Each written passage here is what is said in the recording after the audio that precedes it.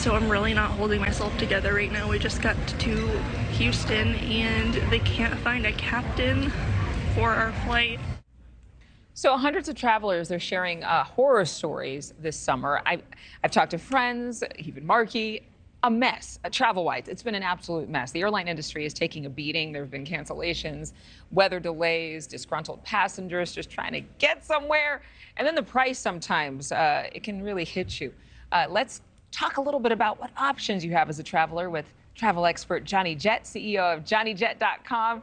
You know, this second time around for summer, grounding more flights. I think everybody understands, you know, we're in a different normal, right? We're in a new normal since the past few years.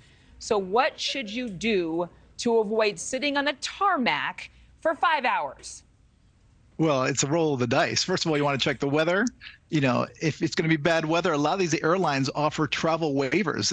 You know, this weekend I'm in New York right now, and my phone's been lighting up. United Airlines is offering travel waivers all weekend if you're flying to, from, or within the New York City airports. Actually, even Baltimore and D.C. and Boston, and that way you can just, you know, postpone your ticket or even leave earlier and not have to pay the fare difference. A lot of these airlines will now let you change your ticket for free, which is one of the good things that came out of COVID, but you still have to pay a fare difference. But with these travel waivers, you don't. So make sure you sign up to the airlines, you know, make sure they have your contact info, and if they offer it, you might want to deal with it. That way you don't have to worry about these rolling delays, which, you know, no one likes, but it's a roll of the dice. I just flew in 2 days ago. My flight was only an hour delayed. I checked it yesterday. If I took it the day later, which I almost did, it was 4.5 hours delayed. So I got lucky. Yeah, lucky is one word. What are the resources travelers can utilize while stranded? I think that for some people, they get the vouchers, and then the voucher may not be accepted at the hotel they choose, and then they may try to get reimbursed when they're delayed for some of the food or some of the other ways that they have to stay put. But how you get through customer service today seems to be like the multi-million-dollar question. Well, there's a few things you can do. First of all, the DOT just came out with a dashboard about 6 months ago. So transportation.gov, you can look up your consumer rights. You know, in the very first clip you put in the bump, you know, the passenger was on Frontier Airlines, I noticed. You know, Frontier doesn't offer anything, basically. So well, what your airline get charged offers. For your bag on Frontier. You get charged for sitting in a seat that has, you know, more leg room than 4 inches. I mean, the low-cost airlines like Frontier, Spirit, and Allegiant, you got to read the fine print. I mean, just to check a bag in the overhead could cost you $100. Yep. So you think you're saving money, but you're not. But anyway, Frontier does not offer overnight accommodations if they cancel the flight.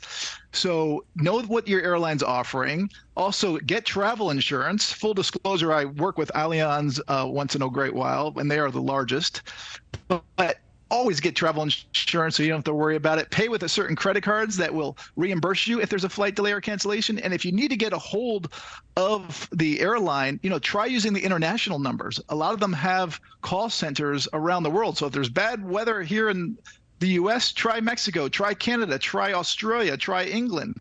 And that way you can speak to an English-speaking representative. They all do, even in Mexico. So that's helpful. It's helpful when you speak the same language as customer service. And I always say leave early. Drag the kids out of bed. I know you're going to feel like you're paying for it, but get on the earliest flight out of there. It's least likely to be canceled.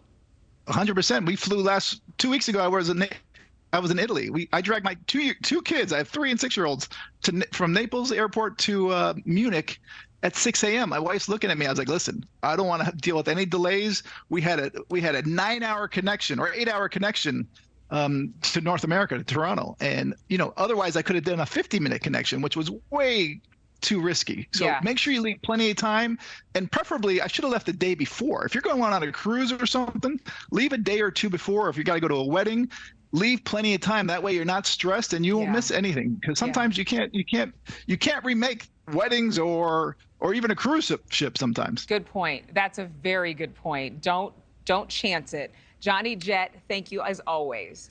Hey, thank you. Take care, Adrienne. You too. Thank you for watching. Go to newsnationnow.com to find NewsNation on your television provider. And don't forget to click the red subscribe button below to get more of NewsNation's fact-driven, unbiased coverage.